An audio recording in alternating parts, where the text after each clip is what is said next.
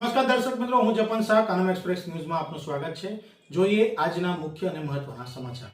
વડોદરા જિલ્લાના શિનોર તાલુકાના સાગલી ગામમાં પ્રધાનમંત્રી આવાસ યોજના હેઠળ સરકારી આવાસ મંજૂર કરાવી આપવાના બહાને રૂપિયા વસૂલ કરી છેતરપિંડી આચરવામાં આવી હોવાના આક્ષેપો સામે આવ્યા છે।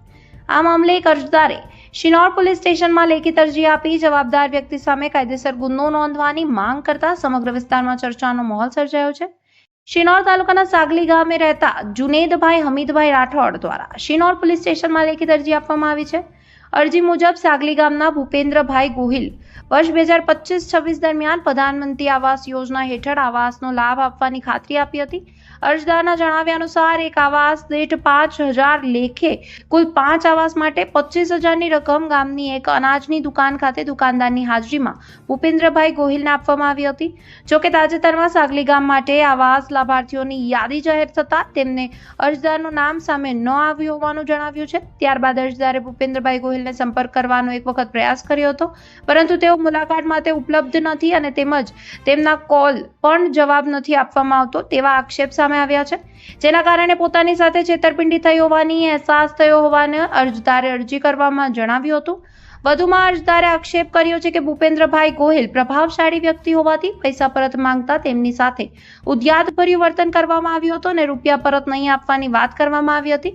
અરજદારે પોલીસને રજૂઆત કરી છે કે ગામમાં શાંતિ અને સામાજિક સૌહાર્દ જાળવાઈ રહે, પોતાની મહેનતની કમાણી પરત મળે તેમજ અન્ય લોકો સાથે આવી પ્રકારની છેતરપિંડી ન થાય તે માટે જવાબદાર વ્યક્તિ સામે કાયદેસરની કાર્યવાહી કરી ગુનો દાખલ કરવામાં આવે, અન્યથા ગાંધી ચિંધ્યા માર્ગે આંદોલન કરવાની ફરજ પડશે તેવી ચીમકી પણ અરજીમાં ઉચ્ચારવામાં આવી છે। હાલ સમગ્ર મામલે શિનોર પોલીસ દ્વારા અરજીના આધારે તપાસ હાથ ધરવામાં આવી હોવાનું જાણવા મળી રહ્યું છે।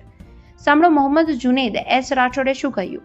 રિપોર્ટર રાહુલ પ્રજાપતિ, શિનોર સાગલી। સબાભાઈની દુકાને આપણે 25,000 રૂપિયા ભલાભાઈ સરપંચને આપેલ છે।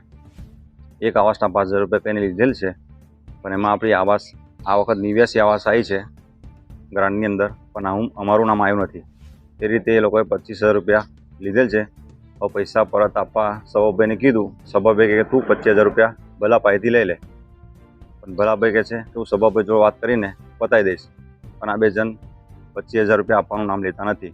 આજે મહિનાથી મને ચળવે છે, એટલા માટે મને એટલું જ છે કે મારા પૈસા મને પરત મળે, મારે આવાસ જોતી નથી। શું નામ છે આપનું? જુનેદભાઈ, રહેવાનું? રહેવાનું સરલી નવી નગરી।